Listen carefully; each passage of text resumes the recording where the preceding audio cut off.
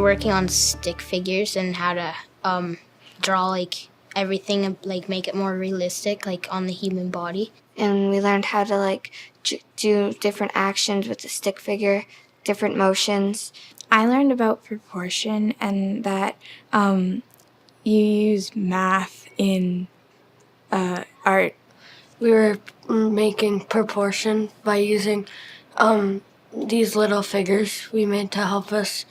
We would pose them, and then we would try and sketch how they looked. The intention of the lesson was for my students to work on the concept of line and proportion when it comes to visual arts, and the idea that they should be using something in front of them to draw a figure.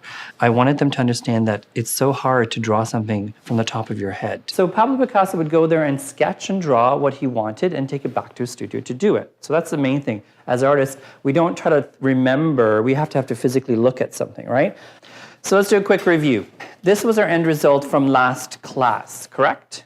What we did quite a while ago when we talked about the figure. When we talked about that, I asked you to right away to draw a stick person. Remember we did that? Draw me a stick person, and most of you did this, correct? A lot of kids want to draw realism. So I want to teach them this concept that realism comes from being able to look at something and looking at it critically and say, oh, that looks good, looks right. So having to draw a stick person in proportion and in movement, they can look and say, oh, that looks like a person running. So we did a lesson about the human figure where we thought about the concept of the fraction of the third. And that was really important. We talked about because you this have third. the fraction of your torso, and then the fraction to from your hip to your knee, and then your knee to your feet. And so I think that was really interesting to find out. And we built a maquette using the principle of thirds, which connects to math, of course, fractions. And we built this maquette and we look at it and also talk about the visual, just looking at it. So not really measuring, but visually being able to say, oh, that looks good. Then we proceeded to talk about figures in motion and how we would draw them and position them. We talked about sketching and modeling. Can you redraw that standing up figure now in a sitting position? And look at the figure. Don't just try to remember. Look at how that person, your model, your figure, is sitting. Where are the arms? Where are the legs? But today we just want to get comfortable using stick figures to represent that position. It's hard to draw the legs sometimes when they're sitting because they're facing you, and the bend you can't really see. That's what I found difficult. Try having them sit right in front of you and redraw that, or draw it onto the side. So practice. This is all it is just getting comfortable using this format. As you get more comfortable doing it, it'll become quicker. But what's important is that you're thinking of proportion. Does it look right? I was really structured in, okay, let's do a figure sitting, all of us. Let's all do a figure standing. So I try to make it structured. Then they can see that and get feedback, hopefully from the people around them or for myself, and then give them the ability to experiment on their own. Don't hesitate to ask the person beside you or just show them what you've done. If you're comfortable, if you're proud of your drawing, or just say, does this look okay? It's always good to get someone else's opinion when you draw something. So having this person, this foil figure in front of them, will help them see the lines created by the motion of this figure. And it's easier to draw things if you want to do realism, to have it there in front of you. I found it very helpful because I'm not that great of an artist, so I kind of need like a guide to help me and show me like what the figure would do, what it would look like, and so I can just sketch it on paper. Yeah, it helps a lot because then you have something to look at. So then you're not just like drawing randomly and then you don't know like what you're drawing out, and then you'd look at it and then you'd have to like erase it. You can draw it like once or twice and then like it or not. To ask kids to observe, it's having them to look up and look down, and the kids tend to always just look and look down, just try to remember. I'm trying to get to remind them, look up, look at your figure, keep looking up, and just to remind them that at that stage they're an artist. What would an artist do? And they hopefully will understand that, and they will try that to like, okay, let me pay attention more to this looking thing. And then what I'll do is I'll go over and say, this doesn't look like right. Let's look back at your figure and draw that. What do you see? And that's the main thing. What do you see in front of you rather than What do you think it looks like? So you have to look at this eye, this part here of the letter I, and you might be able to draw both legs, but one leg will be okay. A lot of you have done some great poses. If you want to add something in their hand, do so. How would you hold a hockey stick? How would you hold a baseball bat? How would you hold a sword? If you were attached to a parachute, what would that look like? You can add those little things to your stick figure, because we're going to use that as part of our final lesson, which is going to happen in about 2 minutes. So I'll get you to keep practicing some more, get comfortable with doing this.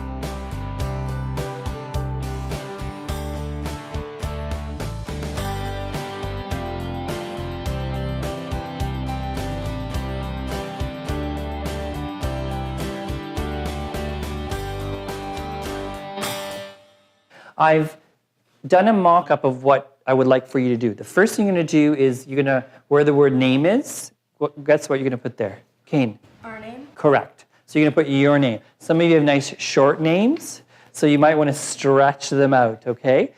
So you can put your name across, and then what you're going to do is add stick figures and put them in motion around your letter. So think about all these different things that poses or action that also incorporate your name, the slope of the N. I had some students do mountain climbing up the side of their letter. Maybe base like all the stick people around something you really like. Definitely, it could be a theme. Definitely, it's something that you enjoy to do, and all your figures are doing something based on that theme.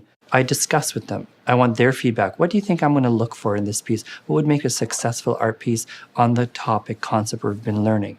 So I review the balance and proportion, and the kids pick that up, and they help me create a rubric that would have all of these points, and I keep that up there for them to remind them as they're working, this is what I'm looking for. This is what you should be working towards. When I look at your piece of art, what is it I'm going to look for? What have we been talking about?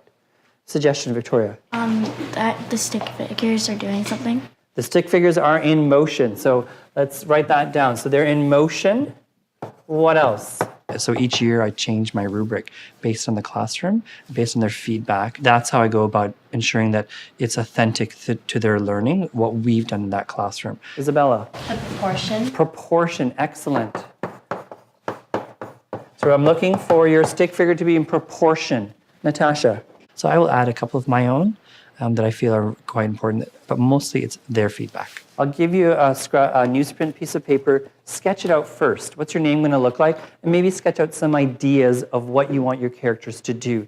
I always remind them, do a rough copy and go through the process as an artist to plan it out and then do their final copy. My name is really long, so I just put Tasha, and I did it kind of like in a diagonal sort of way, and I'm doing it based on me, like things I like sports, dancing, my friends, music, stuff like that. For like my L, I connected a line to the U, and then I had somebody like swinging on handlebars, like on a line, and then I had like some mountains, and then there was a guy on top holding a flag, conquering the mountain.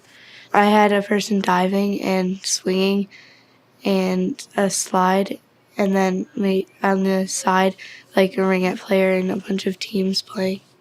It's kind of like what I like to do in the summer, and it's going to have some stuff like I do in the winter and stuff. We're going to continue this later on in our lessons as far as taking this figure and making it more 3D. We're going to take this concept, move on to language arts, where they can create their own comic strip. We've going to do a health poster as well, where they have to show things in motion and movement as a stick person, then move it onto a 3D figure. And also in language arts, we have to do a graphic novel. And so that they're all kind of linked to each other so that they have a good solid foundation. So when they come to drawing their poster, they feel comfortable that this person doing running, skating, whatever, is doing exactly what I want it to do because I know the lines of symmetry or the lines of proportion are working correctly. When you want to look at a third in math, you can't remember what a third is. You have an example, and your body, you can't really forget it or you can't really lose it. It's like it's always there. I like writing stories too, and sometimes if I'm writing stories, I could draw pictures to help me write the stories too. I think that it'll be a lot easier to express emotions that way. Like when I'm sad, instead of writing it down on paper, I could draw it. Yeah. That looks good.